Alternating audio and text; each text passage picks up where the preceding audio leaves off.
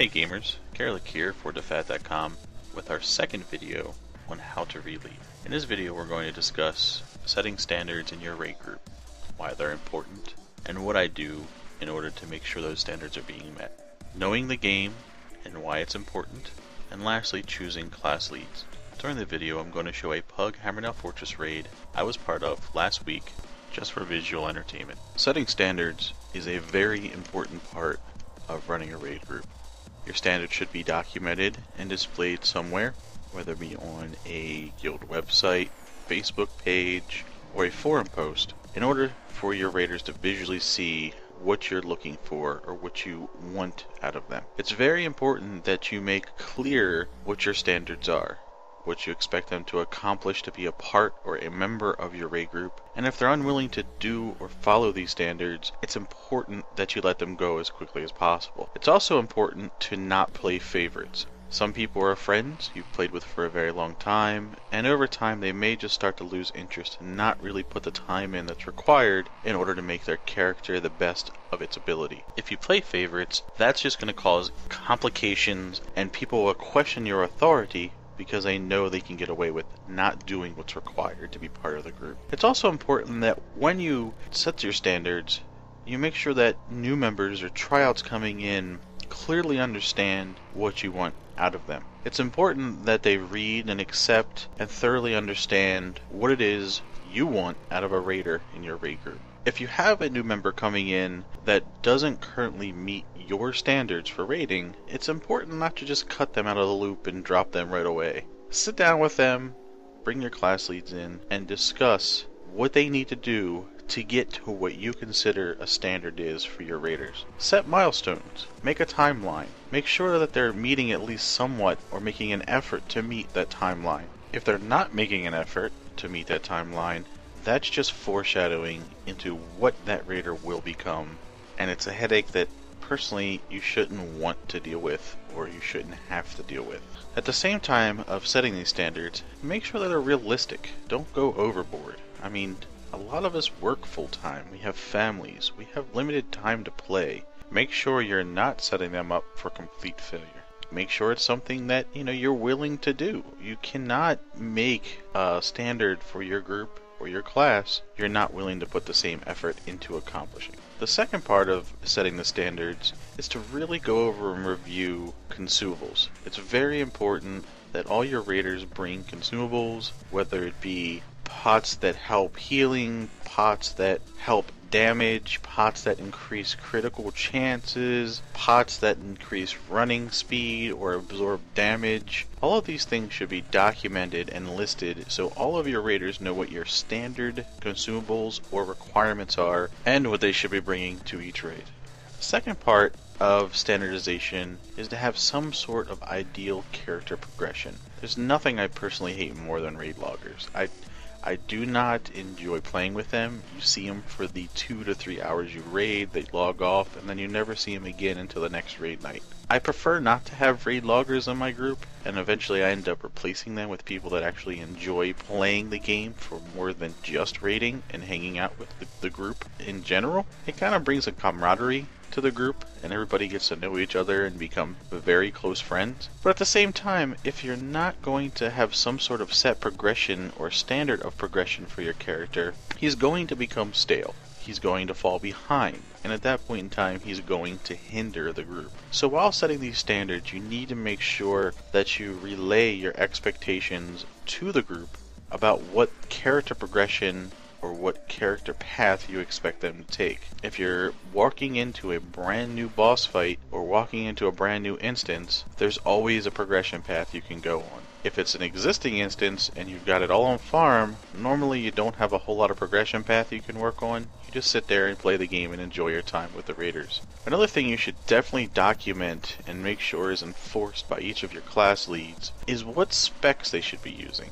All of this should be very well documented, and people should be running specific class builds or specs that help the raid. Nobody, and I repeat, nobody should be coming in with whatever they want to run with. If you're min-maxing a boss and you're trying to meet timers, deadlines, and DPS checks, and your raider's coming in with subpar specs and putting out subpar DPS, it's going to make the other 19 people in that group work harder to achieve the same goal. If everybody's coming in prepared and has the min-max spec available and is putting out the same numbers and the same amount of damage, it's going to make that encounter a lot more easier, and it will make it a lot more successful, and the whole entire group will be able to down him. Not only that, but since everybody's following your standards, you know what everybody's bringing to the table. There's no questioning of what the abilities are or what the class could be doing to hinder the progression. So in closing, on the standards portion, it's a very important part of raiding is making sure that your raiders understand what your expectations are from them.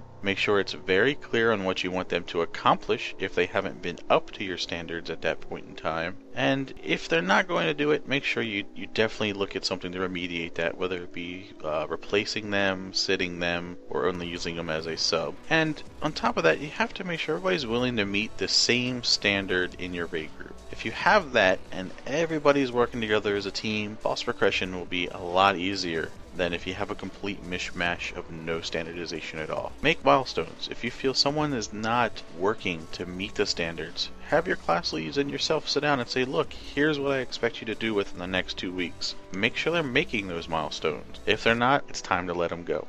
The second part of this video, I'm going to go over knowing the game. It's very important that you understand the game that you're playing. It's very important that you at least understand the classes and roles that are available to you while playing the game. When you're going into a raid boss, think of each boss like a puzzle. If you fully understand each class and what they can do, you can easily come up with a solution to that puzzle.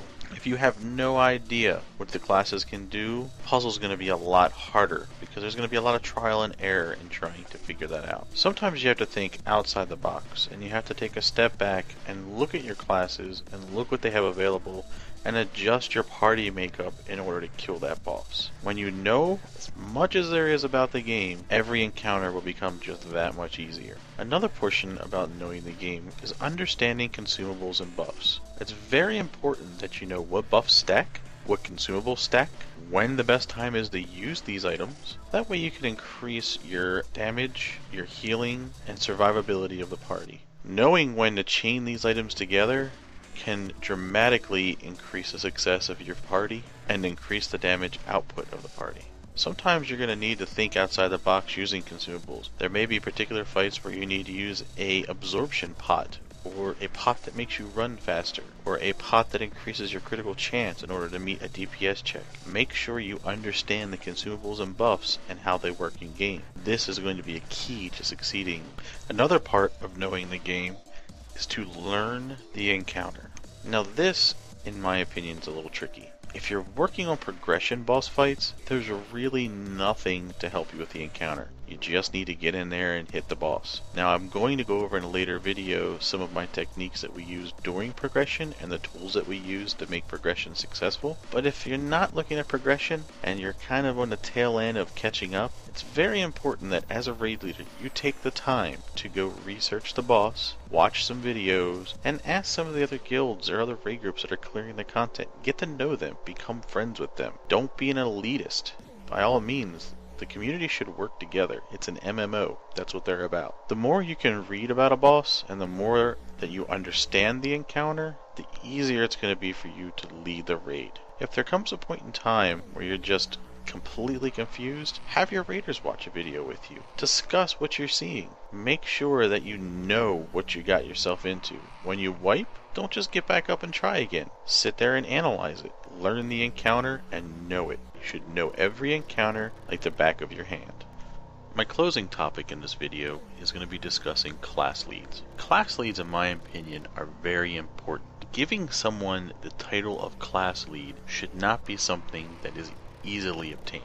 They should understand their class. They should understand what their class can do and the abilities it has available to it. They should understand what gear and stat breakdown is best for their class. They should be patient and be willing to help other raiders with specs, abilities, rotations, and breakdowns. I personally depend a lot on my class leads. I have a lot of things going on that I have to worry about and depend on, and when I get to a boss encounter, we discuss as a group, including the class leads, what adjustments we can make in order to down a boss or get through the content. It's very important that you don't just hand this position out. People have to be willing to put in the effort and have to be willing to do the work in order to be a class lead in my raid group. I have some of the best I've ever had in any game currently, and they're very knowledgeable of their classes and what they can do. I would also sit back and suggest having a backup class lead or somebody that is taken under the wing of your current class lead in case something comes up. Real life happens. People leave game for a little while. People lose interest. You don't want to pigeonhole yourself and be stuck without somebody that's very knowledgeable about that class. The goal should be at some point in time, every raider in your group could be a class lead. If you have that level of commitment from your raid group, progression on boss fights is going to be fun and easy. I'd like to close this video out by thanking you for watching episode 2. And in the next video, I plan on reviewing how to keep it cool and methods I use to maintain attitudes along with motivating your guild. Till next time.